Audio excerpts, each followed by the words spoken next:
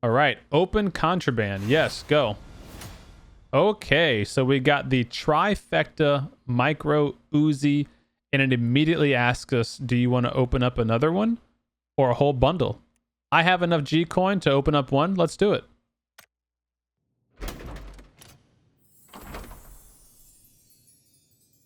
Open contraband.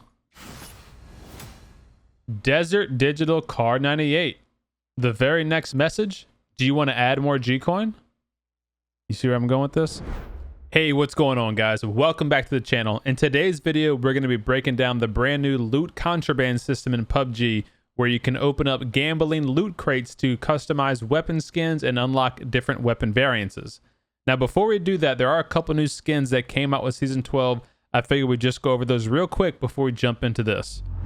All right, so starting with new skin items, we have the El Solitario partnership bundle that PUBG just started for Season 12.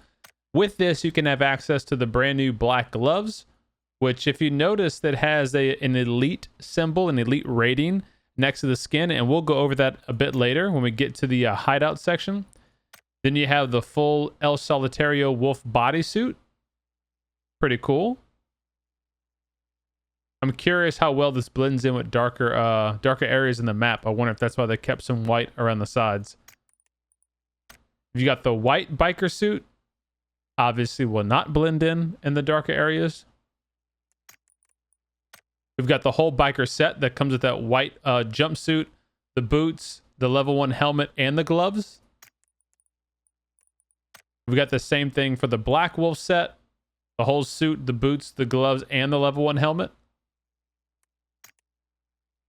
And then, of course, the new motorcycle skin. If you don't get this skin, you'll have just the standard, it's like a military kind of green and brown skin, which still looks pretty cool. But, I mean, this one honestly does look really dope. And this one also is an elite skin type.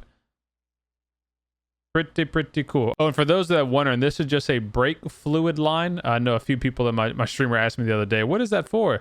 It's not like a drinking sippy line. It's for the brake fluid. Then if we go over to the PCS4 skin bundle, we're going to go into more detail into how to do the Pick Em challenge and what the PCS Pick Em challenge is all about, like I've done in previous challenges. But we do have a few new skins to cover. So we've got the new crash test emote.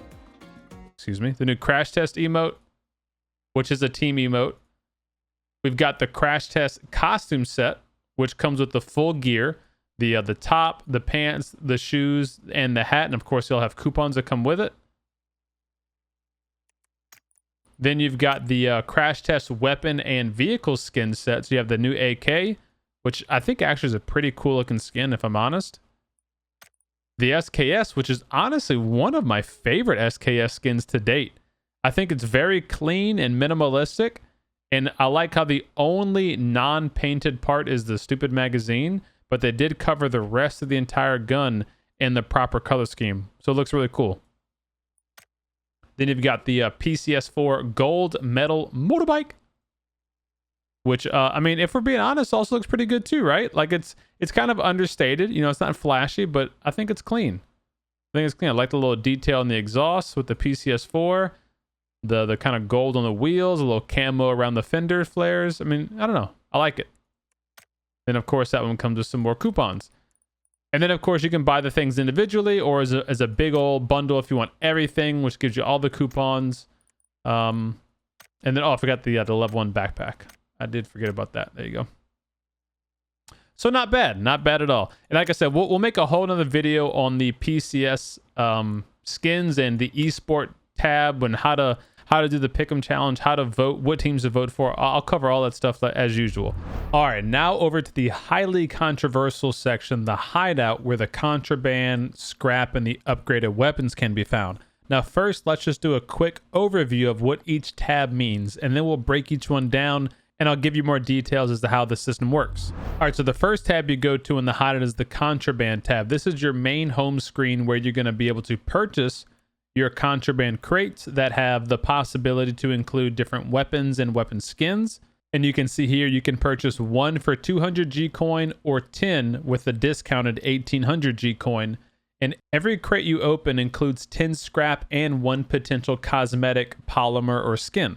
Now, this Gearhead event lasts for 118 days, so this is not a short weekend or season-only event. It will be going on for quite some time, so you don't have to rush out and spend a whole bunch of money at once. However, if we go to the more detailed section where it shows all the different skins you can get, you can see there's actually quite a big selection of different skins that you can have in here.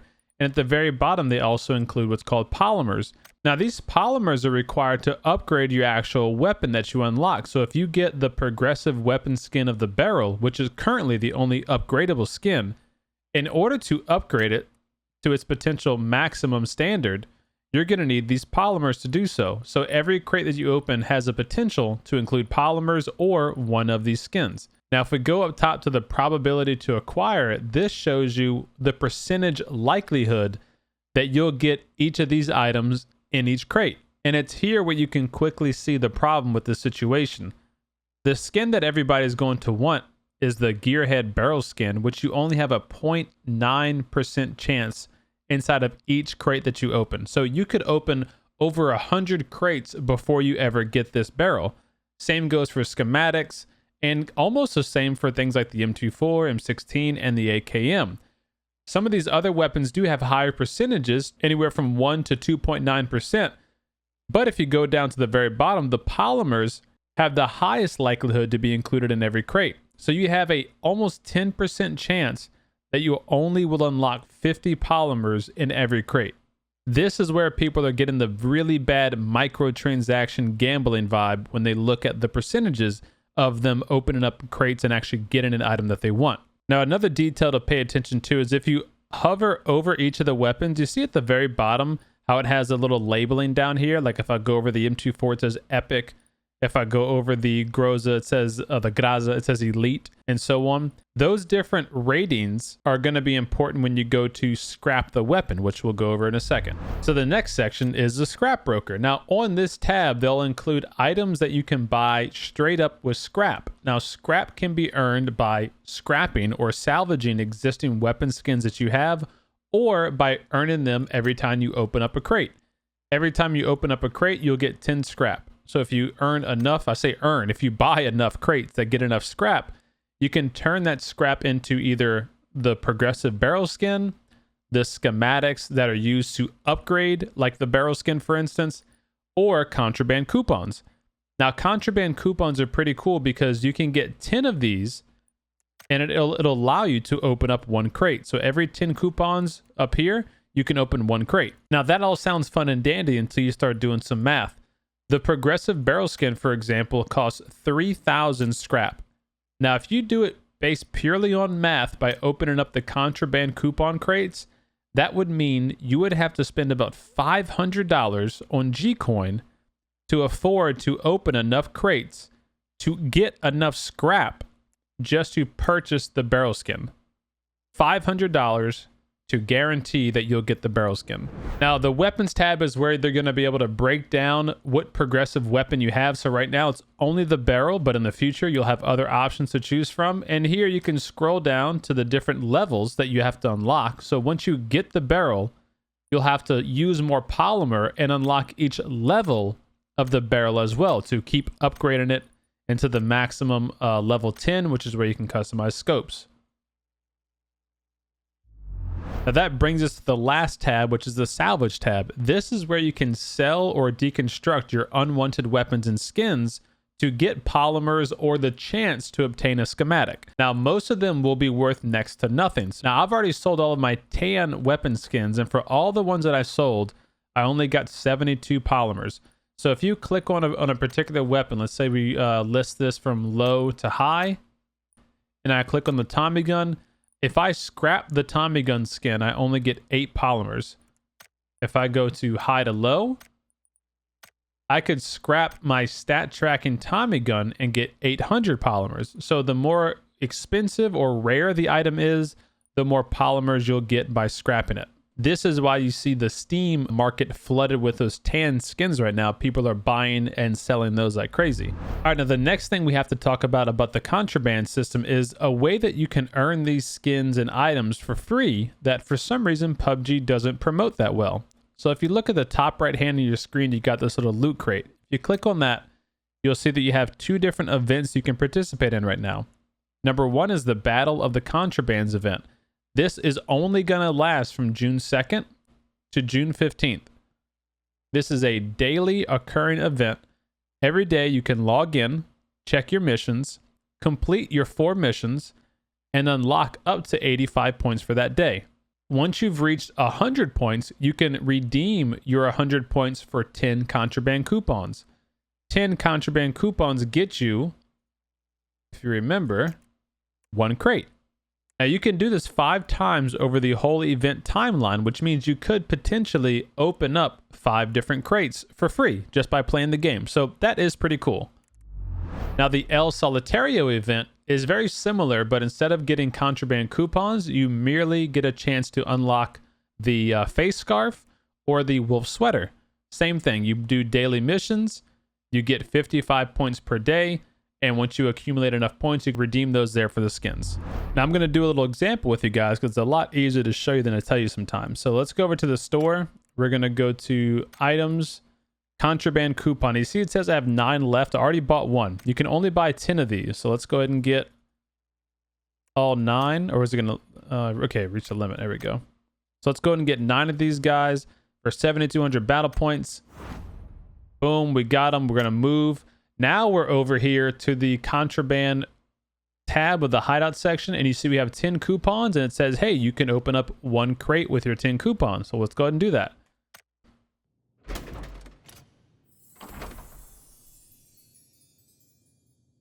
All right, open contraband. Yes, go. Okay, so we got the trifecta micro Uzi, and it immediately asks us, do you want to open up another one or a whole bundle? I have enough G coin to open up 1. Let's do it.